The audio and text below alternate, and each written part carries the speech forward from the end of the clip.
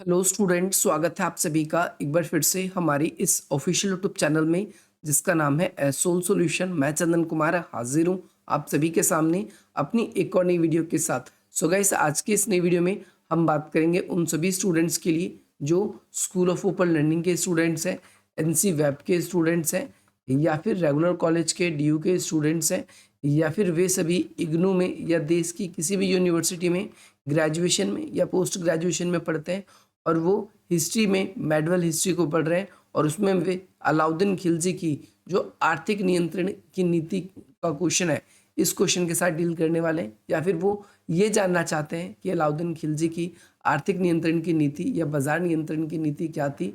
इसे हम कंप्लीट जानेंगे, जो कि 7 से 8 पेज का कंप्लीट आंसर रहने वाला है। और इसके अंदर हमने सबसे पहली बात तो आप सभी के लिए अलाउद्दीन की लाइफ का जो अर्लियर पार्ट है, सबसे पहले हमने इसको डिस्कस किया है और इसके बाद में इसके कंप्लीट आंसर को। तो आप सभी के जैसे जैसे इंपॉर्टेंट टॉपिक हैं वैसे वैसे उन सभी की सेपरेट अलग अलग वीडियोस मिलती रहेंगी और यहाँ पर हम आज की इस वीडियो को हम स्टार्ट कर रहे हैं। सबसे पहली बात तो अलाउद्दीन खिलजी, जैसा कि आप इनकी तस्वीर देख सकते हो यहाँ पर। हालांकि ये एक रियल तस्वीर नहीं है, ये बगल में आपको रणवीर सिंह दिख रहे हैं जो कि आपको एक मूवी में अलाउद्दीन खिलजी का रोल प्ले करते हुए दिख रहे हैं। और यहाँ पर इनकी लाइफ के बारे में बताया गया है। सबसे पहली बात तो इनका अगर हम बात करें नाम का, तो इनका वास्तविक नाम या असली नाम जो था अली गुरशप नाम था। इन्होंने दिल्ली सल्तनत पर या दिल्ली पे आप कहें तो 22 वर्षों तक सन 1296 से लेकर सन 1316 तक शासन किया। और दिल्ली सल्तनत के अंदर खिलजी डायनेस्टी, आप सभी को बताएं दिल्ली सल्तनत में कई सारे वंश हैं, कई सारी डायनेस्टी है, जिसमें दास वंश, खिलजी वंश, सैयद वंश, लोधी वंश, तुगलक वंश, ऐसे कई सारे वंश हैं। तो आप सभी को इन सभी में से खिलजी वंश के आपके सेकंड शासक जिसका नाम है अलाउद्दीन खिलजी, इनकी आर्थिक नियंत्रण की नीति पढ़नी है। और उनका साम्राज्य अगर हम बात करें कितना बड़ा था, तो अफगानिस्तान से लेकर ये उत्तर मध्य भारत तक फैला हुआ था। और इसके बाद अगर हम बात करें, इतना बड़ा भारतीय अगर साम्राज्य की बात करें तो अगले 300 सालों तक कोई भी शासक स्थापित नहीं कर पाया। अगर हम मुगल्स को एक प्रकार से छोड़ दें तो उसके अलावा पूरे दिल्ली सल्तनत के कोई भी शासक रहे, अलाउद्दीन के बाद में कोई इतना बड़ा अपना साम्राज्य स्थापित नहीं कर पाया। इसके साथ साथ आपने अलाउद्दीन के बारे में एक बात और ज़रूर सुनी होगी, जिसमें इन कहा जाता है कि भाई मेवाड़ के एक राजा थे चित्तौड़गढ़ के, जिनका नाम रतन सेन था। उनकी पत्नी जो थी पद्मावत, उनके लिए इन्होंने क्या किया था, चित्तौड़गढ़ पर क्या किया था, एक आक्रमण भी किया था।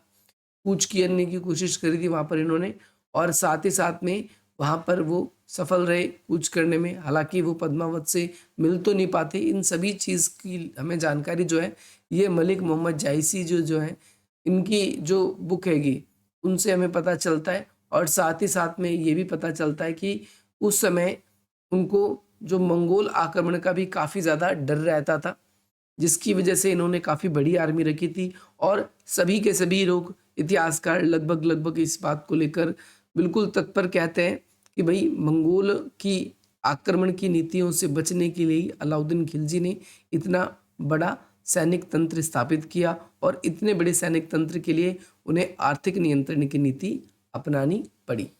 यहाँ पर अगर हम देखेंगे तो मंगोलों का आक्रमण हुआ, ये सारी चीज़ें हम अलग वीडियो में भी डिस्कस करेंगे। लेकिन यहाँ पर हमारा जो मेन क्वेश्चन था अलाउद्दीन खिलजी, आई होप आपको पता चल गया होगा अलाउद्दीन खिलजी कौन थे। साथ ही साथ में आपको ये भी पता चल गया होगा खिलजी वंश के कितने नंबर के शासक थे, कब से कब तक शासन किया, ये सारी की सारी चीज़ें। अब हम इसके इंपॉर्टेंट क्वेश्चन जो मेन आपके एग्जाम में आता है, अलाउद्दीन खिलजी की आर्थिक नियंत्रण की नीति, इसको डिस्कस करेंगे। तो पूरे के पूरे मध्यकाल में अलाउद्दीन खिलजी एकमात्र आप सभी के सामने ऐसा सुल्तान दिखेगा जिसने प्रशासन के साथ साथ आर्थिक पक्ष को भी ज़रूरी समझा और आर्थिक व्यवस्था को मजबूत करने के लिए इन्होंने प्रयास किए। और इसीलिए अलाउद्दीन ने क्या किया, आर्थिक नियंत्रण की नीति जो है इसे अपनाई। और आर्थिक नियंत्रण की नीति को ही आप बाजार नियंत्रण की नीति भी कह सकते हो। इसमें कई सारे रीजंस थे, कई सारे कारण कहे जाते हैं कि आर्थिक जो ये नियंत्रण की नीति अपनाई थी आखिर क्यों अपनाई। तो इसमें जैसे कई कारणों का यहाँ पर हमने जिक्र किया है। सबसे पहले कारण आप सभी की स्क्रीन पर आ चुका है। यहाँ पर बताया गया है कि अलाउद्दीन खिलजी ने आर्थिक सुधारों तथा बाजार नियंत्रण का मुख्य कारण ये माना क्योंकि उसके पास एक बड़ी विशाल सेना थी। जैसा कि मैंने अभी स्टार्टिंग में भी बताया कि अलाउद्दीन खिलजी का साम्राज्य अफगानिस्तान से लेकर लगभग लगभग मध्य भारत तक पूरी तरीके से फैला हुआ था, और इतने बड़े साम्राज्य को चलाने के लिए एक बड़ी कुशल, अच्छी, ताकतवर सेना की आवश्यकता थी। और अत्यधिक ताकतवर अगर सेना रखते हो आप, क्योंकि उस समय मंगोल के भी आक्रमण के डर होते थे, तो उसके लिए आपको अच्छे खासे धन भी खर्च करने पड़ेंगे। इसीलिए ये माना जाता है कि अलाउद्दीन के टाइम पे जो इकोनॉमी थी वो थोड़ी सी डाउन जा रही थी, इसीलिए उन्हें आर्थिक नियंत्रण की नीति अपनानी पड़ी। साथ ही साथ में सुल्तान के जो निरंकुश सत्ता था, एक इसके लिए भी सीमा पार से आक्रमण ना हो, यानी बाहरी विदेशी आक्रमण ना हो, इसके लिए भी आर्थिक नियंत्रण की नीति जरूरी थी।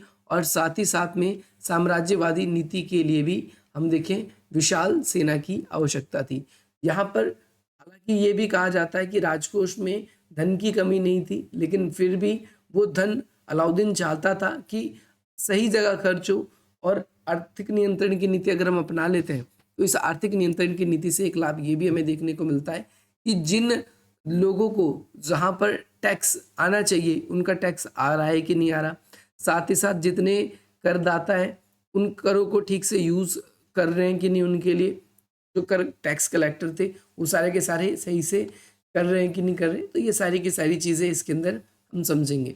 इसके अलावा राजकोष में धन की कमी नहीं थी, लेकिन अन्य जगहों से भी कर आता था, जिसमें से दक्षिण भी शामिल था। उन्होंने कुछ प्रशासनिक सुधार भी किए, लेकिन उससे कोई ज़्यादा फायदा नहीं हुआ। यानी अलाउद्दीन खिलजी जी ने क्या किए, कुछ प्रशासनिक सुधार भी किए, लेकिन उससे अधिक ज़्यादा लाभ देखने को नहीं मिलता। इसीलिए आगे चलकर बाजार नियंत्रण की नीति अपनानी पड़ी। यहाँ पर बर्नी एक इम्पॉर्टेंट राइटर है, आप सभी को याद रखना है, ये इम्पॉर्टेंट है। बर्नी का मानना था कि बड़ी सेना के कारण उन्होंने क्या किया, एक आर्थिक नियंत्रण की नीति अपनाई, और इसके अलावा उनके पास में और कोई सुधार नहीं था। सबसे पहली बात तो बड़ी सेना रखने का कारण जैसे यहाँ पर हमने एक्सप्लेन किया है, सैनिक आवश्यकता। मंगोल जो थे वो उस समय काफ़ी ज़्यादा इंडिया के ऊपर आक्रमण करने की उनकी प्रबल संभावना रहती थी, और उनका जो आक्रमण था वो हमारे लिए काफ़ी प्रलयपूर्ण या फिर हम कहें विनाशकारी था। इसीलिए बर्नी का कहना है, ये बर्नी लिखता है कि सुल्तान को सीमा की सुरक्षा पर पूरा ध्यान रखा या रखने की आवश्यकता भी थी। इसीलिए सुल्तान ने क्या करा, एक बड़ी सेना संगठित की। इसके लिए सुल्तान को एक ज़्यादा अमाउंट भी खर्च करना पड़ता था, इसीलिए आर्थिक नियंत्रण की नीति अपनाई गई। यहाँ पर लिखा भी गया है क्लियरली, विशाल सेना के लिए सुल्तान को अत्यधिक धन खर्च करने की स्थिति में नहीं था, और दक्षिण से आने वाला जो धन था वो भी कम हो गया था। और साथ ही साथ मुद्रास्फीति भी होने लगी थी, नहीं मुद्रा की जो कीमतें थी वो भी थोड़ी सी कम होने लगी थी। और इन सभी कारणों की वजह से हम यहाँ पर कहते हैं, हम यहाँ पर कह सकते हैं कि भाई क्यों, या फिर क्या रीज़न था, या फिर क्या रीज़न था कि जो इन्फ्लेशन क्यों हो रहा था, या फिर बड़ी आर्थिक नीति क्यों अपनाई थी। दूसरी बात, दूसरा पॉइंट यहाँ पर निकल के आता है आप सभी के लिए कि भाई बढ़ती कीमतों को रोकने के लिए अलाउद्दीन, कई लोगों का ये भी कहना है कि अलाउद्दीन ने क्या किया था, सामाजिक कल्याण के लिए कार्य किया। बाजार में जो आवश्यक वस्तु थी उनकी कीमतें बहुत तेजी से बढ़ रही थी, और इसका मूल कारण ये था कि दक्षिण से आने वाला जो सोना था वो कम हो गया था, मुद्रास्फीति होने लगी थी। और सुल्तान ऐसा बिल्कुल भी नहीं चाहता था कि राजा के खिलाफ विद्रोह हो जाए। इसीलिए सुल्तान के लिए ज़रूरी था कि भाई सैनिक के भत्ते को बढ़ाया जाए, उनकी कुशलता ताकि बनी रहे। और साथ ही साथ में राजा तो वेतन दे नहीं सकता, तो अब उनको वेतन देने के लिए इनकम बढ़ानी पड़ेगी। इनकम कैसे बढ़ेगी, इसीलिए उन्होंने टैक्स बढ़ा दिए, और साथ ही साथ में आर्थिक नियंत्रण की नीति को भी अपनाया। थर्ड पॉइंट आप सभी के लिए यहाँ पर आ जाता है, जन कल्याण के उद्देश्य से। जन कल्याण के उद्देश्य का मतलब यहाँ पर है, सूफी संतों ने ग्रंथों से, उन सूफी संतों के जो ग्रंथ हैं उनसे हमें पता चलता है कि जनता को सुख पहुंचाने के लिए भी बाजार नियंत्रण का कार्य किया गया। क्यों ऐसा, हम ऐसा क्यों कह रहे हैं, ऐसा इसलिए कह रहे हैं क्योंकि जो ये आर्थिक नियंत्रण की नीति अपनाई गई, इससे केवल सैनिकों को ही लाभ नहीं हुआ, सैनिकों का ही फायदा नहीं हुआ, बल्कि आम लोगों को भी इसका लाभ मिला, और आम लोग भी इसे अत्यधिक रूप से क्या कर पाए, यूज कर पाए।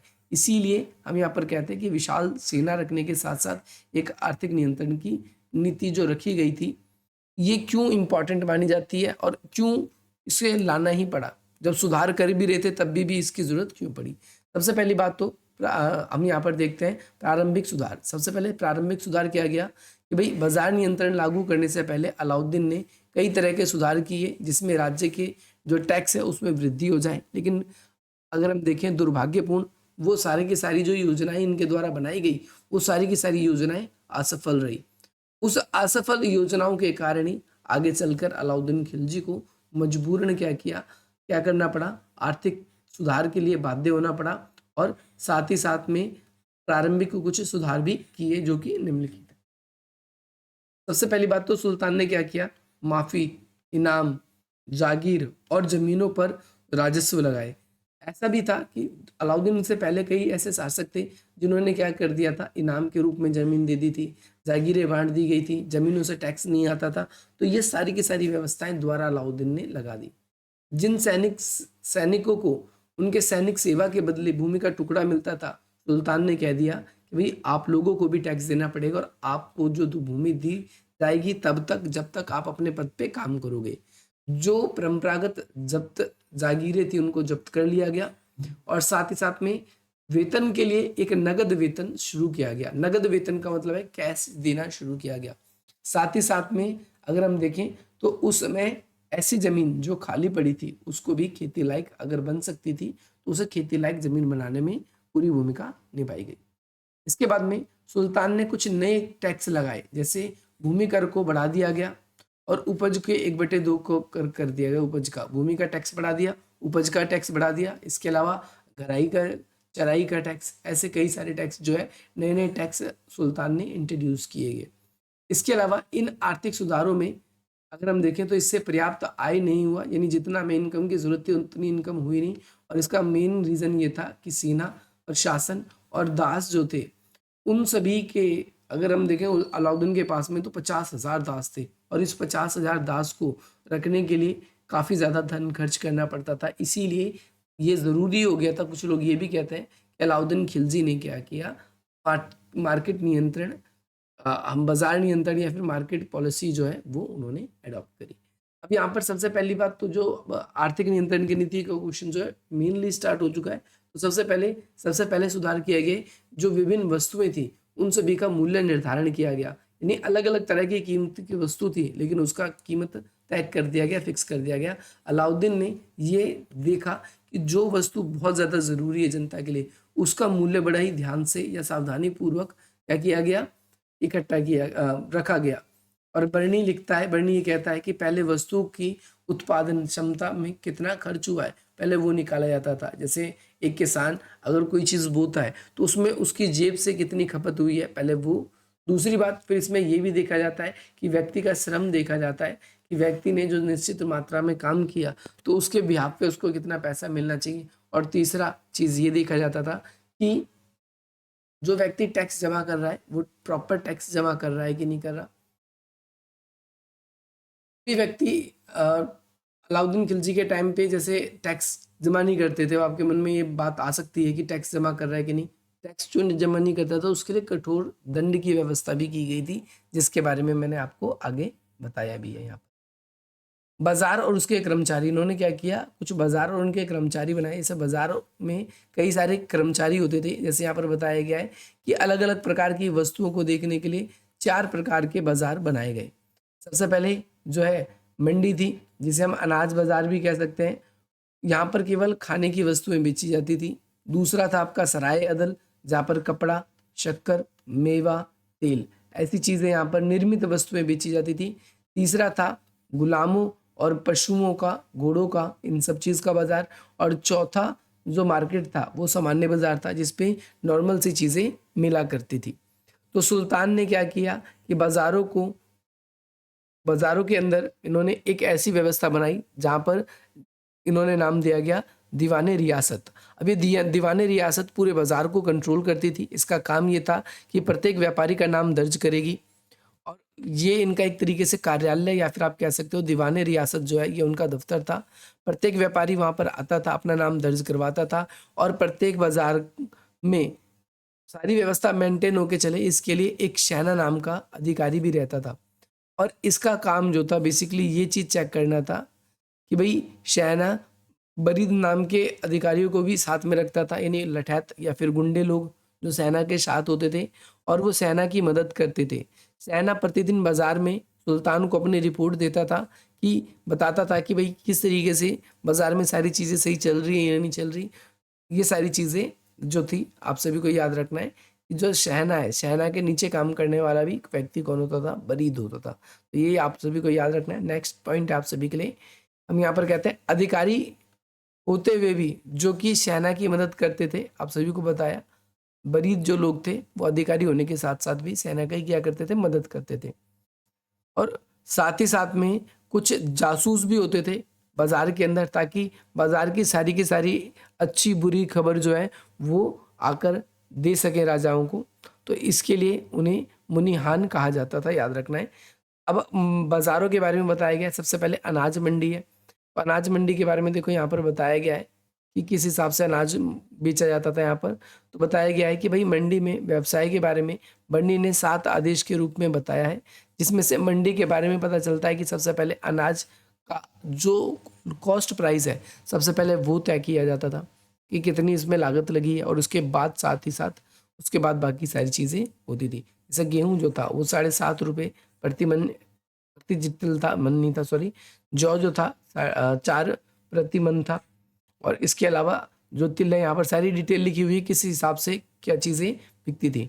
सुल्तान के आदेश के अनुसार अनाज के रूप में टैक्स लिया जा सकता था और सरकारी गोदाम में रखे जाते थे। अगर टैक्स रास्ते से उठाया जाता था या बीना जाता था तो वो नहीं माना जाता था। आप सभी को ध्यान रखना है कि सरकार जो थी उन्होंने कुछ गोदाम बना रखे थे, वहाँ पर ही आकर सबको अपने टैक्स जमा करने पड़ते थे। अगर व्यापारी गलती से अपना टैक्स चुकाने में देर हो जाता था या फिर उसको लेट लग जाता था तो इस बात की जो सजा है वो उसके परिवार को दी जाती थी। ये ध्यान रखना है, उतने कोड़े मारे जाते थे। इसीलिए यहाँ पर आप ये भी देखोगे कि कठोर दंड दिए जाते थे, जिसमें जो है बताया गया कठोर दंड दिए जाते थे तथा अ, जनमत के तौर पर लोगों के परिवार के पास में जो राय आती थी लोगों की, तो उस राय पे भी विशेष रूप से ध्यान दिया जाता था।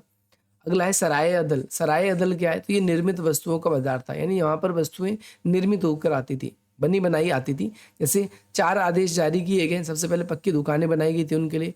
आदेश के अनुसार वस्तुओं को यहीं बेचे, और जो ऐसी वस्तु थी जो निर्मित वस्तु थी उसको यहीं बेचेंगे। ये नहीं कि 4 तरीके के बाजार है, यहाँ नहीं बिका तो कहीं और चले गए, ऐसा नहीं है। तो यहाँ पर बताया गया ऐसे साधारण कपड़े थे 3.5 जितल के हिसाब से, चादर जो था 10 जितल के हिसाब से, नारंगी रंग का जो आपका कच्चा रेशम था वो 6 टन का, और जो आपका खास ए दिल्ली रेशम जो था ये 16 टंका के हिसाब से था। तो ये इनकी कीमत बताई गई है। इसके अलावा ये भी बताया गया कि प्रत्येक व्यापारी को दीवाने रियासत में, पहले जैसा कि स्टार्टिंग में बताया, वहाँ पर नाम आकर अपना पंजीकृत करवाना या नॉमिनेट करवाना पड़ता था सबसे पहले, और उसके बाद में कोई भी चीज़ें जिस हिसाब से चला सकते हो या कर सकते हो चल सकती है। इसके बाद में नेक्स्ट है आप सभी का पशुओं और दासों का बाजार। तो ये एक तरीके से देखो, इसमें दास, पशु और घोड़े तीनों के लिए जो था कॉमन ही मार्केट था।